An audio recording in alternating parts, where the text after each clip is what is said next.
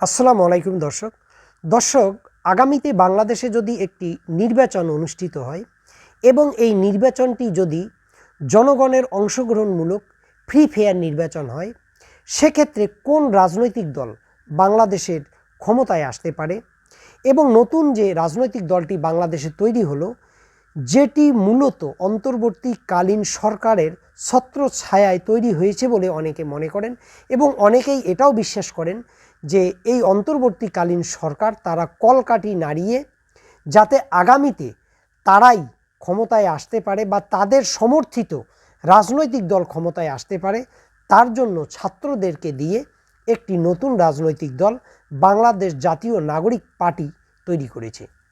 তো দর্শক, এই বিষয় নিয়ে সমীক্ষা কি বলল এবং এই রাজনৈতিক দলটি আদৌ কি ক্ষমতায় আসতে পারবে, আর যদি আসে তাদেরকে কার সঙ্গে জোট করে ক্ষমতায় আসতে হবে, নাকি কারো সঙ্গে জোট করতেই হবে না, তারা খুব মসৃণ পথে ক্ষমতায় আসবে, এই নিয়ে বিস্তারিত আলোচনা করব।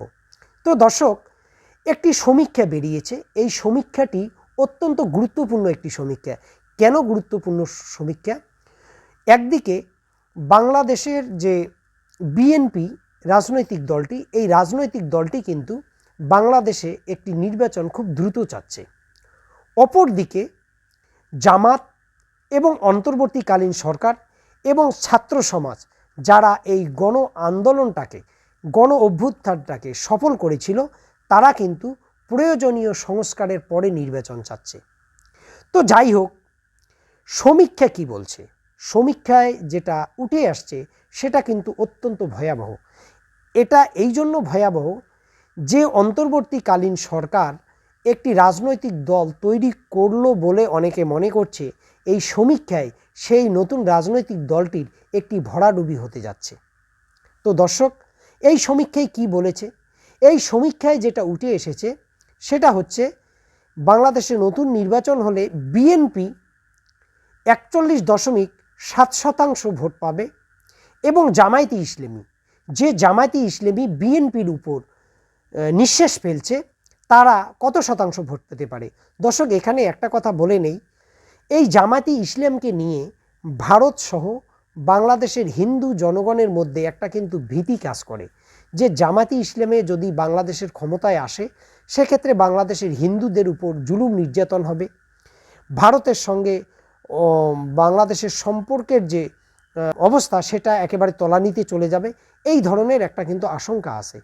কিন্তু বাস্তবতা হচ্ছে, এই গণ অভ্যুত্থানের পরে যে জিনিসটা দেখা যাচ্ছে যে বাংলাদেশের হিন্দু জনসংখ্যার একটা বড় অংশের মধ্যে জামাত প্রীতি কিন্তু দিন দিন বাড়ছে।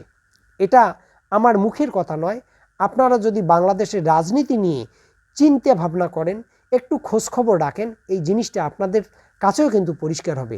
আমি অনেক হিন্দু নেতৃত্বকে জামায়াতে ইসলাম করতে দেখেছি এবং তাদের সবাই জামায়াতে ইসলামীর সমর্থনে তাদের বক্তৃতা দিতে দেখেছি, এবং বাংলাদেশের সুশীল সমাজের অনেক মানুষের মধ্যে জামাতের ইমেজ দিনের পর দিন কিন্তু উজ্জ্বল হচ্ছে। বাংলাদেশের এই যে মানুষগুলো একটা সময় জামায়াতে ইসলামকে সহ্যই করতে পারত না, জামাত মানেই জঙ্গিবাদ বলে মনে করত, তারা কিন্তু জামাতকে এখন মনে প্রাণে গ্রহণ করে নিচ্ছে। এটার কারণ হচ্ছে জামাতের স্বচ্ছ রাজনীতি এবং ভিতরে বলা আর মুখে বলার মধ্যে কোনো তফাৎ না থাকা, এবং দুর্নীতির বিরুদ্ধে এদের যে অবস্থান সেটা বাংলাদেশের জনগণের কাছে স্পষ্ট করে দেওয়া। তো দর্শক, যখন বিএনপির বিরুদ্ধে চাঁদাবাজির অভিযোগ উঠছে, তখন জামাতের বিরুদ্ধে এই ধরনের কোনো অভিযোগ কিন্তু উঠছে না, বরং যারা জামাতকে এতদিন অস্পৃশ্য মনে করত, তারা কিন্তু জামাতকে কোলে টেনে নিচ্ছে। তো এই জামাত বিএনপির ঘাড়ের উপর কিন্তু নিঃশ্বাস ফেলছে। এই সমীক্ষায় দেখা যাচ্ছে জামাত 31.6% ভোট পেতে পারে, এবং আওয়ামী লীগ যদি বাংলাদেশের নির্বাচনে অংশগ্রহণ করে, আওয়ামী লীগকে নিষিদ্ধ না করে বাংলাদেশের নির্বাচনে তাদেরকে অংশগ্রহণ করতে দেওয়া যায়, সেক্ষেত্রে তারা 13.9% ভোট পেতে পারে। এবং এই আলোচিত নতুন রাজনৈতিক দলটি, যেটি নিয়ে মানুষের অনেক বেশি উচ্ছ্বাস, অনেক বেশি আলোচনা, তাদের যে ভোটের পরিমাণ সেটা কিন্তু যেভাবে আলোচনা হচ্ছে তার একেবারে বিপরীত মেরুতে। তারা ফ্রি ফেয়ার নির্বাচন হলে তারা ভোট পেতে পারে 5.1%। তো দর্শক, এই যে অল্প পরিমাণ ভোট পাওয়া, এটা কেন? কারণ এদের নিয়ে তো অনেক আলোচনা হচ্ছে। তো দর্শক, বিষয়টা হচ্ছে একটি রাজনৈতিক দল তৈরি করা আর একটি আন্দোলনে নেতৃত্ব দিয়ে আন্দোলনকে সফল করা, দুটোর মধ্যে কিন্তু অনেক তফাৎ। আজকে এরা যখন আন্দোলনটা করেছিল শেখ হাসিনার বিরুদ্ধে, তখন তারা কিন্তু বলেনি যে তারা একটি রাজনৈতিক দল তৈরি করবে। আর এটা বলেনি বলেই এই ছাত্র জনতার আন্দোলনের সঙ্গে বিভিন্ন রাজনৈতিক দলের অনেক কর্মী কিন্তু সেখানে যুক্ত ছিল এবং যুক্ত থেকে সামগ্রিকভাবে এই আন্দোলনকে তারা কিন্তু সফল করেছিল। কিন্তু যখন তারা রাজনৈতিক দল তৈরি করলো, তখন বাকি রাজনৈতিক দলের যারা কর্মী সমর্থক এদেরকে সাহায্য সহযোগিতা করেছিল, তারা কিন্তু কেটে পড়েছে। ফলে এদেরকে রাজনৈতিকভাবে আগামী দিনে সফল হতে গেলে অনেকটা পথ কিন্তু পেরিয়ে যেতে হবে। আজকে যদি আপনারা পাকিস্তানের কথা বলেন, পিটিআই মানে ইমরান খানের দলের কথা বলেন, ভারতে মমতা ব্যানার্জি রাজনৈতিক দলের কথা বলেন, তাদেরকে অনেক পথ পেরিয়ে, অনেক চড়াই উতরাই পেরিয়ে কিন্তু তাদেরকে এই জায়গায় আসতে হয়েছে। সুতরাং এরা যদি জনগণের সঙ্গে থাকে, জনগণের বিষয়ে যদি তারা সচেতন থাকে, জনগণের প্রয়োজনে যদি তারা কথা বলে, সেক্ষেত্রে আগামী দিনে তারা হয়তো ভালো ফল করলেও করতে পারে।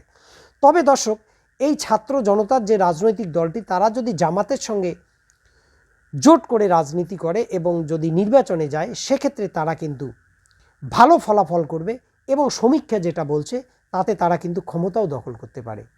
তো দর্শক, এই বিষয়ে আপনাদের কি মতামত অবশ্যই কমেন্টে লিখবেন।